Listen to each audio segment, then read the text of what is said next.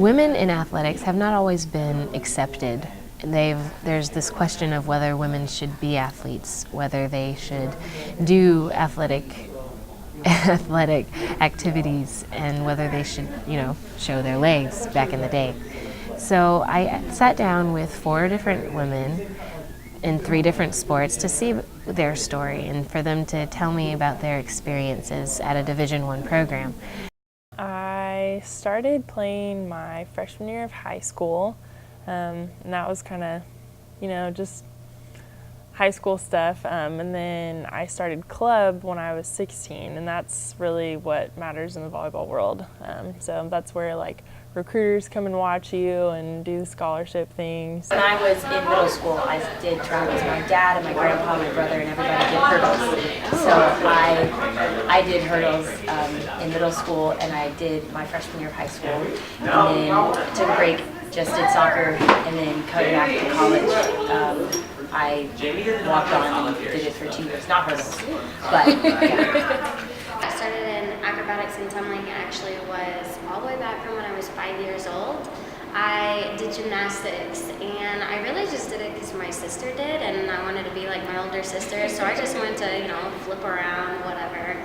And then slowly but surely it turned into cheerleading. So I quit gymnastics when I was in 6th grade, transitioned into competitive cheerleading, and stayed in that all the way through high school, and then was scouted out, and Baylor said, we're starting a new sport, it's going to be competitive cheer, but you don't cheer at games, you don't do sideline chants or anything like that, you're just strictly competing and traveling. And I said, okay, I'll do that, that's what I want to do. And then it turned into acrobatics and tumbling, and that's where I'm at today. It all began when I was just a spectator watching my brother do track. And one of his track meets was here at Texas Relay. Well, not here, but in Austin. And it was like a big track meet, and it's still a big track meet today. And so I went with my aunt, because my mom was always working.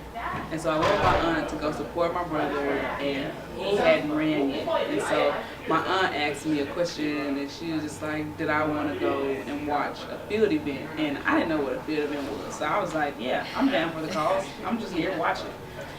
And so I went and watched this beautiful girl throw this discus that I had never seen before. And it looked fun. And so I was just watching, and I was like, oh. And so my aunt asked me, did I want to do that? Or did I think I could do that? And I was like, yeah. I'm a little kid, so I think I can do anything. How do you feel about being a woman in a Division I athletic team? Mm-hmm.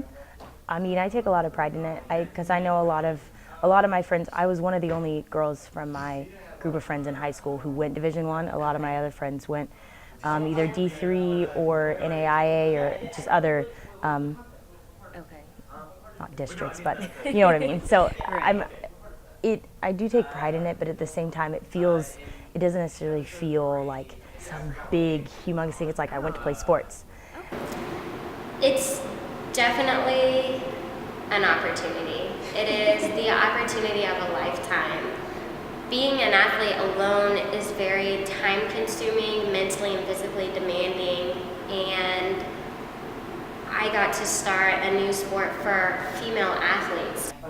It feels great. Just being here at a Division I school, period, and an athlete together, I feel powerful. I feel like I did do something important, like I have paved the way for other young ladies. Why do you think it's such a struggle for women? Honestly, I think it goes back to the whole, there's not that many opportunities post-graduate or undergrad or whatever you want to call it.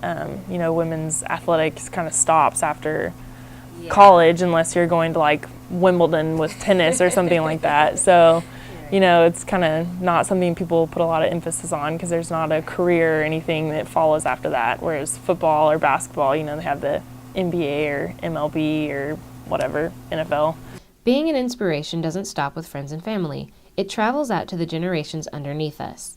I asked the ladies what they would say to girls who want to be in their shoes. I would say that they just need to keep working hard and make as many connections as you can on and off the field. So like when you're, I know it's hard when you're playing games to like, you know, say good job to your opponents after the game and like try and somewhat get to know the person. But at the same time, the more connections you make with your opponents and your teammates and the opponent's coaches and your coaches and all that stuff, whether it be high school or club or, you know, whatever league you're playing in, connections make a big difference.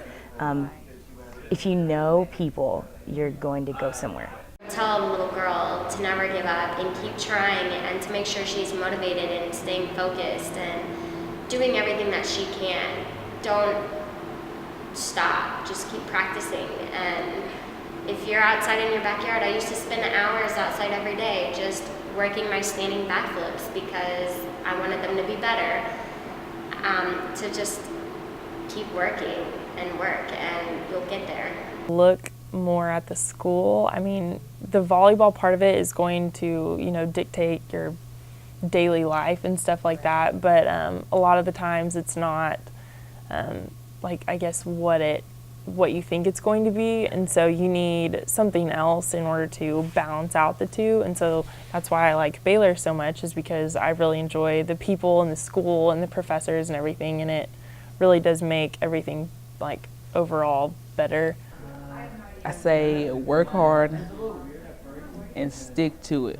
Don't turn back for nothing. Like if you set your mind out to do something, do it. Like just make sure that you take all of the steps to get there. Don't try to skip any steps or anything like that. And don't go back. Just stick to it and go for it. Go for it. Go for your dreams. From not being able to compete to becoming gold medalists, women are taking the world by storm.